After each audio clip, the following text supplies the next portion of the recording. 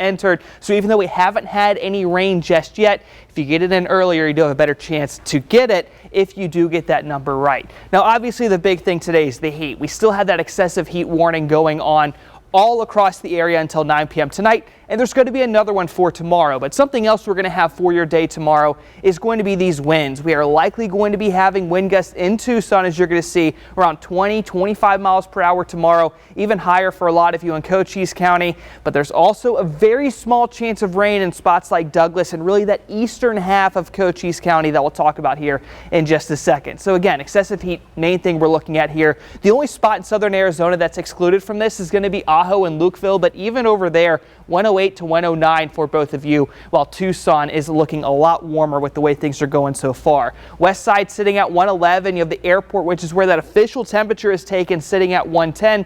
We're also looking at 109 in Midtown. Really everywhere is not looking too great with these highs, really staying in between about 108 and 111 throughout much of the area here.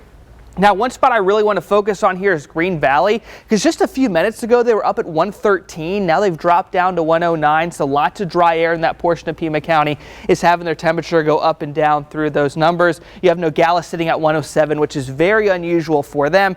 And unfortunately, tomorrow is not looking much better for most of us around the area here. Still in between about 107 and 111, depending on where you live. Some of the warmer spots I think are going to be the east side of town, potentially Midtown and the airport.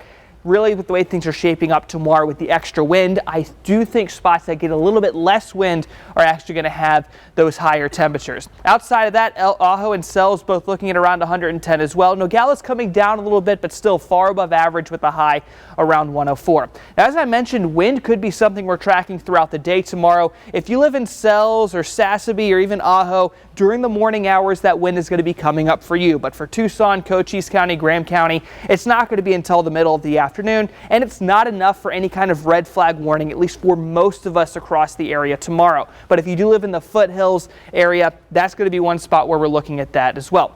Now, overnight tonight, we could see a couple dry thunderstorms developing in portions of Cochise County. I just don't see any kind of widespread rain moving in. The air is too dry, as we talked about a while ago, and with the way things are right now, I think if we have anything down near Douglas, you might have a few drops of rain, but mostly dry thunderstorms in that spot. Heat's still going to be here for Tuesday. Wednesday, we're looking at breezy conditions, and you don't really see that temperature changing too much here over the next 7 days, unfortunately. Yeah, unfortunately. Thank you for that, Daniel. We'll try to stay cool. Now, today's For Your Health. School is out and screens are on, and health experts